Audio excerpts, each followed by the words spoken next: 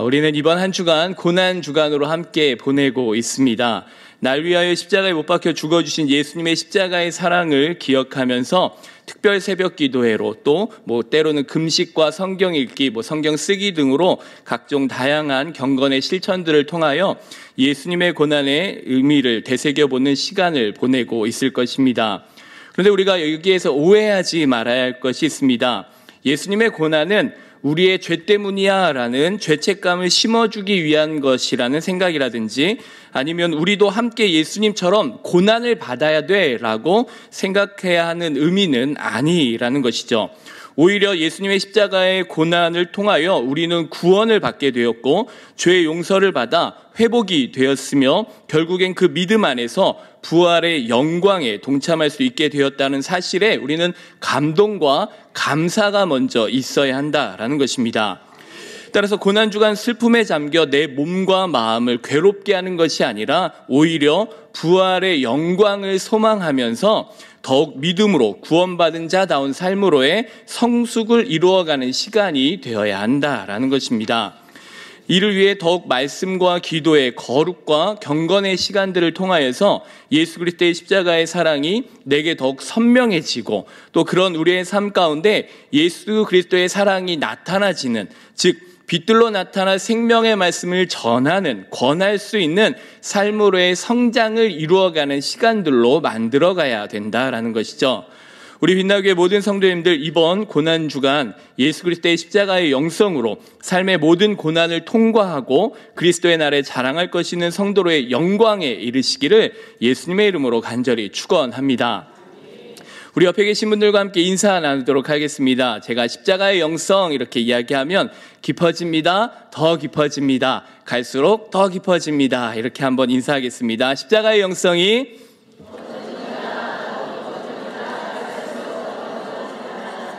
아멘. 우리 안에 십자가의 영성이 날로 날로 깊어져서 그 십자가의 영성으로 무장되어지기를 예수님의 이름으로 축복합니다.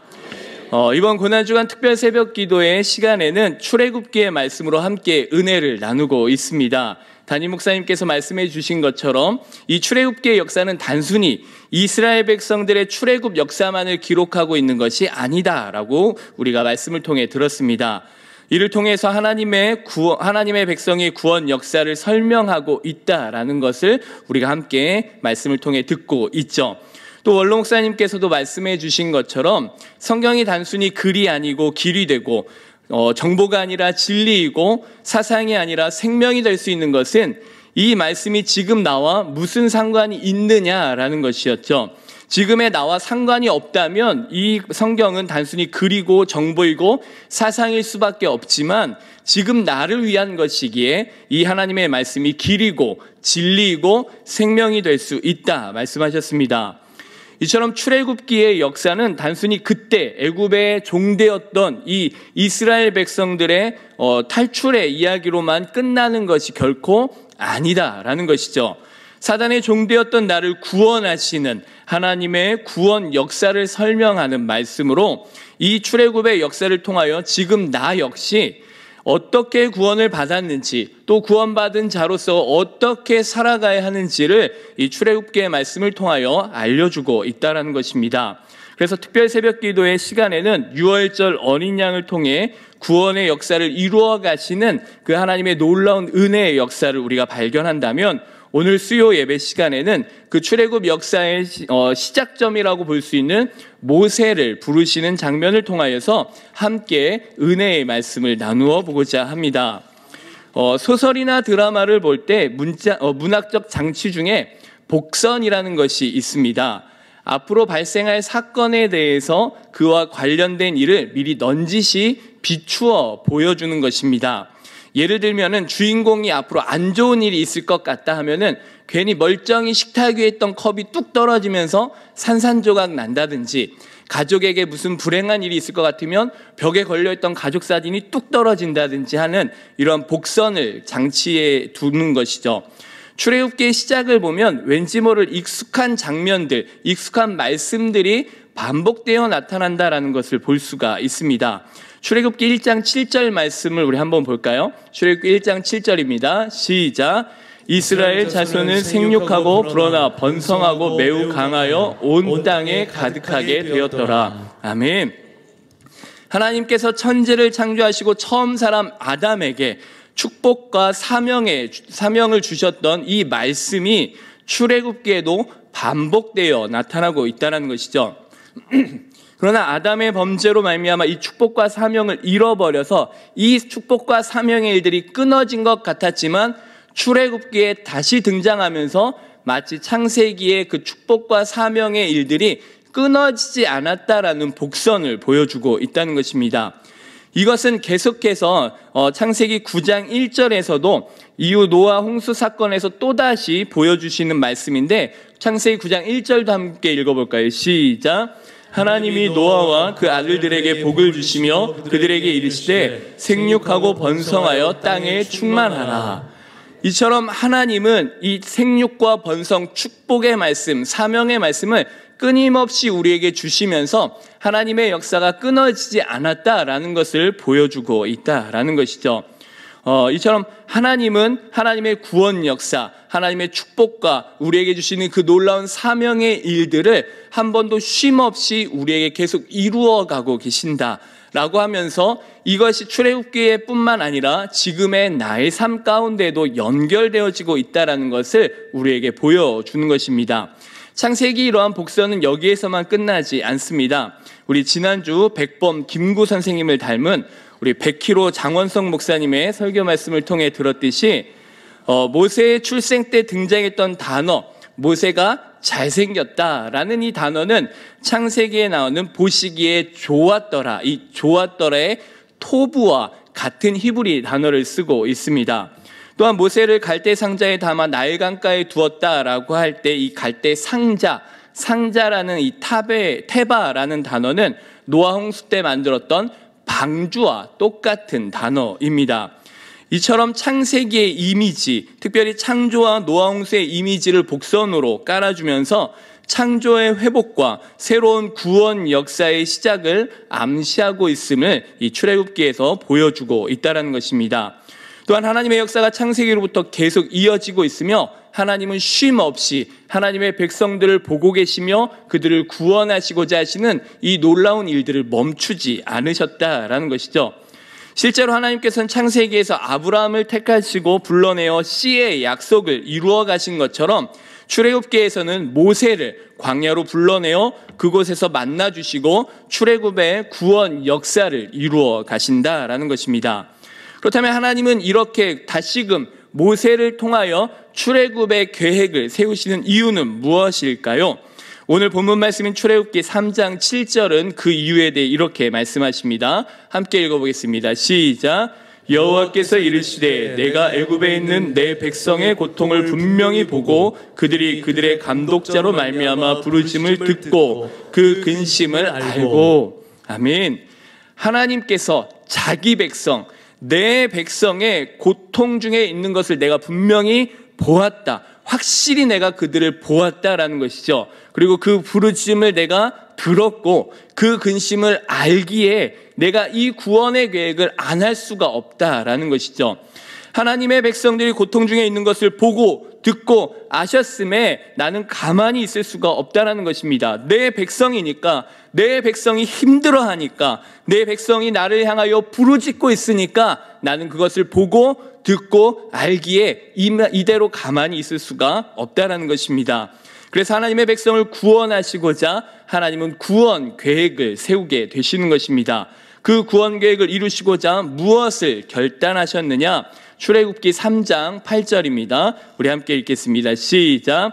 내가 내려가서 그들을 애굽인의 손에서 건져내고 그들을 그 땅에서 인도하여 아름답고 광대한 땅, 젖과 꿀이 흐르는 땅, 곧 가나안 족속, 헷 족속, 아므리 족속, 브리스 족속, 히위 족속, 여부스 족속의 지방에 데려가려 하노라. 아멘.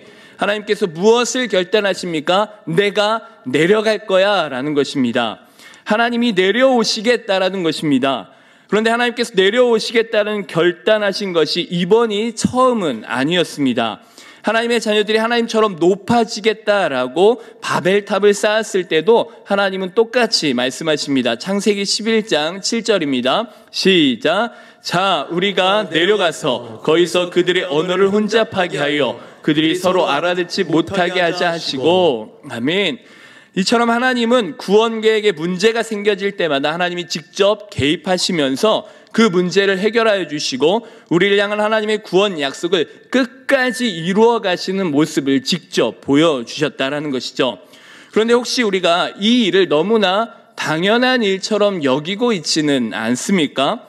어느 순간부터 구원 역사가 당연히 이루어져야 되는 것처럼 느끼고 있지는 않으십니까? 하나님은 사랑이시니까, 하나님은 은혜가 풍성하시니까 죄인된 나 당연히 구원해 주셔야지라고 생각하고 있지는 않으시냐라는 것입니다. 하나님께서 이 땅에 내려오셔서 이 일들을 해결해 주신 것이 우리는 어느 순간에 그냥 당연한 듯 여겨질 때가 많이 있다라는 것이죠. 그러나 이것이 과연 진짜 당연한 일이 될 수 있을까? 마태복음 8장을 보면 한 백부장이 자신의 하인의 중풍병을 고치고자 예수님을 찾아옵니다. 그때 예수님께서 이렇게 말씀하십니다. 내가 가서 고쳐줄게 라고 이야기하죠. 이에 백부장의 답은 무엇이었습니까? 백부장의 대답은 마태복음 8장 8절로 9절에서 이렇게 이야기합니다. 우리 함께 읽어보겠습니다. 시작.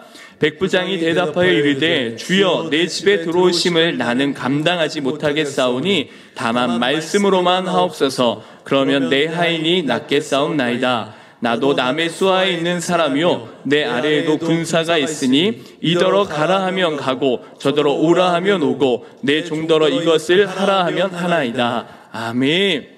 주님이 내게 오시는 것을 내가 결코 당연한 일로 여기지 못하고 감당할 수 없는 일이다라고 이야기하고 있다라는 것이죠. 말씀만으로도 모든 것이 가능하신 전능하신 하나님, 나의 주인 되어주시는 주님께서 내게 직접 오시겠다라는 것, 내가 절대로 감당할 수 없습니다. 이 일이 절대 당연한 일이 될 수 없다라는 것을 우리에게 말씀하고 있다라는 것입니다. 그런데 우리는 그러한 일들을 겁없이 너무 당연한 것처럼 여기고 있지는 않은지 우리의 삶을 되돌아보았으면 좋겠습니다. 결코 당연한 일이 될 수가 없다라는 것이죠. 하나님께서 죄인된 우리들을 싹 쓸어버리셔도 우리는 아무 말 할 수 없는 그러한 존재들인데 이러한 죄인들을 구원하시겠다고 직접 내려오시겠다라는 말은 정말로 우리 그 어떠한 말로도 설명할 수 없는 엄청난 은혜라는 사실입니다. 이 엄청난 일을 거리낌 없이 결정하시고 실행해 주시는 분이 바로 우리 하나님이다라는 것을 우리는 얼마나 큰 은혜로 지금 받아들이고 있는지 우리가 이 고난주간을 통하여 다시 한번 깊이 묵상할 수 있었으면 좋겠습니다. 내가 내려가서 내 백성을 건져내고 인도하여 데려올 거야. 애굽에 있던 이스라엘 백성들을 내가 건져낼 거야. 이것이 과연 애굽에 있던 이스라엘 백성에게만 내려오셨습니까? 하나님께서 이스라엘 백성들만 위하여 내려오셨습니까? 아닙니다. 죄의 종되었던 나를 위해서도 하나님이신 예수님께서 이 땅에 내려오셨습니다.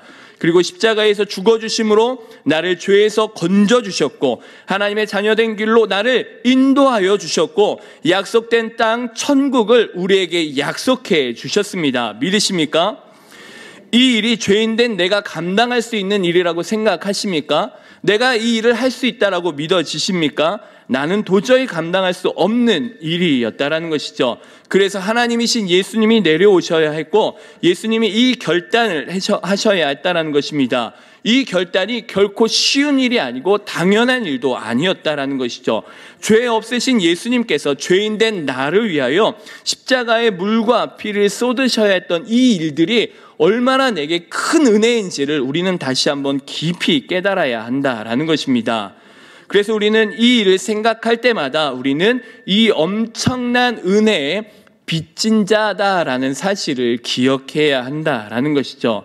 은혜에 빚진 우리에게 하나님은 말씀하시는 것입니다. 출애굽기 3장 9절에서 우리에게 이렇게 말씀하십니다. 함께 읽어보겠습니다. 시작. 이제 가라. 이스라엘 자손의 부르짖음이 내게 달하고 애굽 사람이 그들을 괴롭히는 학대도 내가 보았으니 이제 내가 너를 바로에게 보내어 너에게 내 백성 이스라엘 자손을 애굽에서 인도하여 내게 하리라. 아멘. 무언가 좀 이상하다 느끼진 않으십니까? 이제 내가 내려갈게 라고 말씀하신 하나님께서 이제 내려가서 내가 다 해결해 줄게 라고 하는 것이 아니라 내가 내려갈게, 내가 우리 백성을 구원해낼 거야, 그러니 너 가라. 뭔가 이 말의 순서가 이상하지 않습니까? 하나님께서 내려오시겠다 했으니 하나님께서 다 하실 것 같았는데 뜬금없이 모세를 부르셔서는 너가 가라고 하는 거죠. 모세란 이름의 뜻을 한번 우리가 먼저 보면 이 모세란 이름의 뜻은 건져내다, 건짐받은 자라는 뜻이 있습니다. 즉 죽을 수밖에 없었던 모세를 물에서 건져내셔서 구원하신 하나님께서 모세에게 말씀하시는 것이죠. 내가 너를 건져냈으니 이제는 너가 가서 내 백성을 건져내라 라는 것입니다. 그렇다면 하나님, 왜 하나님이 하시지 않고 나를 통하여 하시고자 하십니까? 하나님께서 능력이 없으셔서 모세에게 도움을 요청하시는 것입니까? 전혀 그렇지 않다라는 것이죠. 하나님의 영광된 구원 역사 가운데 구원의 은혜를 입은 우리를 동참시켜 주신다라는 것입니다. 구원의 은혜도 모자라 구원의 영광에까지 우리를 동참시켜 주신다라는 것이죠. 먼저 건짐받은 우리를 통하여 여전히 고통 가운데 있는 하나님의 백성들을 건져내어 그 구원의 영광에, 하나님의 그 구원 역사의 영광에 우리도 함께 동참시켜 주신다라는 것이죠. 너 나와 함께 멍에를 매자 할 때 그 멍에를 맨다라는 의미와 같다라고 볼 수가 있는데, 우리가 하나님과 함께 멍에를 메고 하나님의 역사를 이루어 간다 할 때 그 멍에를 맨다라는 건 한 결의를 이야기합니다. 어미소와 아기소가 함께 멍에를 메고 가는데 밭을 갈 때 어미소와 이 갓난 송아지가 함께 멍에를 맸다라고 한다면 일은 누가 하는 것입니까? 어미소가 다 하는 것이죠. 그런데 그 일에 대한 대가로 여물을 주고 상급을 주는 거에 있어서는 누구만 먹게 됩니까? 어미소만 먹습니까? 아니죠. 함께 일했던 송아지도 함께 먹게 되는 것입니다. 그 일에 대한 영광을 함께 취할 수 있다라는 것이죠. 하나님께서는 우리와 함께 이 부활의 영광, 놀라운 구원 역사의 영광에 우리도 함께 참여시키시기를 원하신다라는 것입니다. 우리에게 구원의 은혜를 베푸셨을 뿐만 아니라 그 구원의 영광에까지도 우리를 이르게 하신다라는 것이죠. 먼저 건짐받은 우리를 통하여 여전히 고통 가운데 있는 하나님의 백성들을 너가 함께 건져내자. 그래서 그 구원의 영광에 너도 함께 동참했으면 좋겠다라는 것입니다. 앞에서도 말씀을 드렸지만 우린 도저히 갚을 수 없는 엄청난 은혜에 빚진 자가 되었습니다. 죄의 용서의 은혜를 빚졌고 새 생명의 은혜를 빚졌다는 것이죠. 그 빚을 다 갚을 수는 없지만 그렇다고 우리가 그 은혜를 잊고 살아서는 안 된다라는 것입니다. 그 은혜를 입었다면, 그 빚을 졌다면 이제 그 빚을 어느 정도 갚고자 하는 우리의 삶이 있어야 된다라는 것이죠. 그 은혜를 잊어서는 안 됩니다. 마태복음 18장 비유의 말씀을 보면 1만 달란트의 빚을 탕감받은 종이 등장합니다. 1만 달란트의 빚은 도저히 사람의 능력으로 갚을 수 없는 엄청난 금액을 의미합니다. 그런데 주인은 긍휼한 마음으로 그 종의 모든 빚을 탕감해 주었습니다. 이 엄청난 은혜를 입고 집으로 돌아가던 중에 예전에 자신에게 100데나리온의 빚을 진 자신의 친구를 만나게 되었죠. 문제는 자신은 헤아릴 수 없는 엄청난 은혜를 입어놓고 그 은혜는 싹 잊어버리고 그 100데나리온의 빚진 자를 용서하지 못하는 모습을 보여주게 되었다라는 것입니다. 자신의 받은 은혜를 망각해 버린 것입니다. 이에 주인이 그 종을 다시금 잡아다가 무엇이라 말씀하십니까? 마태복음 18장 32절로 34절입니다. 시작. 이에 주인이 그를 불러다가 말하되 악한 종아, 내가 빌기에 내가 내 빚을 전부 탕감하여 주었거늘 내가 너를 불쌍히 여김과 같이 너도 내 동료를 불쌍히 여김이 마땅하지 아니하냐 하고 주인이 노하여 그 빚을 다 갚도록 그를 옥졸들에게 넘기니라. 아멘. 이처럼 우리 역시 엄청난 죄의 용서의 은혜를 입었다라는 것이죠. 그 은혜의 빚을 졌다는 것입니다. 그렇다면 우리 역시 우리에게 잘못한 사람에 대해서 어찌해야 합니까? 우리 역시 그 하나님의 은혜의 사랑의 용서함을 가지고 용서를 베풀 수 있어야 한다는 것입니다. 죄 용서의 은혜를 받은 자로서 마땅한 삶이 바로 용서의 삶으로 나타나야 된다는 것이죠. 이제 이 일을 네가 가서 하라라고 하나님이 말씀하시는 것입니다. 또한 새 생명의 은혜 또한 우리는 빚졌으니 용서는 용서로 갚는다면 생명은 무엇으로 갚아야겠습니까? 생명은 생명으로 갚아야 한다라는 것이죠. 모세를 통하여 이스라엘 백성들을 애굽에서 건져내신 것처럼 우리를 통하여 하나님의 자녀들을 죄와 사망의 법에서 건져내어 새 생명으로 인도해내야 한다는 것입니다. 내게 생명을 주셨으니 나 또한 그 생명의 자리로 그들을 인도하여 내야 된다는 것입니다.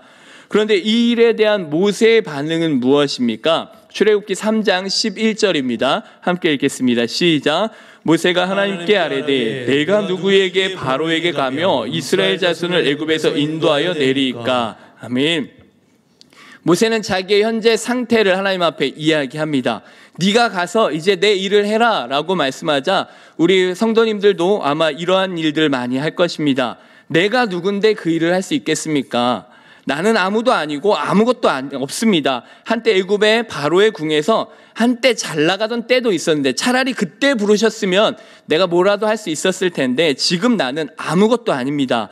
지금 양떼나 치는 신세인데 이 양떼조차도 내 양떼가 아니라 나의 장인의 양떼입니다. 난 아무것도 없는 사람인데 내가 어떻게 바로에게 갑니까? 라고 이야기하는 것이죠. 이에 하나님께서는 딱 한마디로 정리하십니다. 출애굽기 3장 12절입니다. 함께 읽겠습니다. 시작. 하나님이 이르시되 내가 반드시 너와 함께 있으리라. 아멘. 내가 반드시 너와 함께 있으리라. 아무도 아니었던 모세에게 전능하신 하나님께서 함께 하신다라는 것이죠. 마찬가지로 아무것도 아닌 진흙과 같은 우리, 성경 원문으로 보면 먼지 같은 우리를 하나님께서 하나님의 형상을 회복시키시고 하나님의 주권자의 대리 통치자로 우리를 삼아주셔서 세상 주관자 앞에 당당히 서게 하신다라는 것입니다. 애굽을 통치하는 바로왕 앞에 천지 만물을 주관하시는 하나님의 사자로 이 모세를 서게 하시는 것처럼 세상 주관자 앞에 천하 만물의 주인 되시는 전능자의 대리자인 우리를 당당히 서게 하신다라는 것이죠. 뿐만 아니라 모세에게 하나님의 이름을 주신다는 것입니다. 나는 스스로 있는 자다. 나는 아브라함의 하나님, 이삭의 하나님, 야곱의 하나님이다. 이 하나님의 이름을 모세에게 주시면서 이것이 나의 영원한 이름이요 대대로 기억할 나의 칭언이라. 내가 이 이름을 너에게 줄게 라고 말씀하시는 것이죠. 이는 단순히 하나님께서 이름을 가르쳐 주시는 것으로 끝이는 것이 아니라 그 이름 안에 담겨진 전능하신 하나님, 정말로 그 약속을 이루어 주시는 대대로 영원하신 하나님, 그 이름 안에 담겨진 이 권세와 능력까지 모세에게 허락하신다라는 것입니다. 마치 사도행전 3장 6절에서 베드로와 요한이 성전 미문에서 어떠한 일을 행합니까? 나는 은과 금은 없지만 내게 있는 예수 그리스도의 이름으로 명하여 일어나 걸어라 했던 것처럼 우리 역시 모세처럼 베드로와 요한처럼 가진 것 없고 아무것도 아닌 존재이지만 나와 함께 하시는 하나님으로 인해 또 우리에게 허락하신 예수 그리스도의 이름의 권세와 능력으로 인하여 우리는 세상 가운데 담대히 나아가 예수 그리스도의 십자가의 용서하심으로 나도 용서하고 예수 그리스도의 십자가의 새 생명 주심으로 나도 새 생명을 잉태하여 하나님의 은혜의 구원 역사에 함께 동참하며 구원의 영광에 이룰 수 있는 하나님의 백성 되었다라는 사실을 우리가 기억해야 한다라는 것입니다. 하나님은 우리를 구원하시기 위하여 내려오셨습니다. 그리고 그 내려오신 하나님께서 이제 우리에게 말씀하십니다. 이제 네가 가라. 그리고 그 가라 하시면서 그냥 우리를 떠내보내시는 것이 아니라 그 안에 내가 너와 함께 할게. 그리고 예수 그리스도의 이름의 권세와 능력을 너에게 줄게 라고 말씀하시는 것입니다. 우리는 여전히 연약합니다. 그러나 나와 함께 하시는 주님은 완전하십니다. 그 완전하신 하나님과 함께 이 고난주간을 보내면서 우리는 어떠한 마음을 품어야 하겠습니까? 나를 위하여 이 땅 가운데 오신 예수님, 이제 내가 세상 가운데 나아가 그 빛을 전하며 살겠습니다라고 결단하며 살아갈 수 있는 우리 귀한 성도님들 되시기를 예수님의 이름으로 간절히 축원합니다. 아멘. 우리 함께 찬양으로 함께 믿음으로 고백하며 나아가길 원합니다.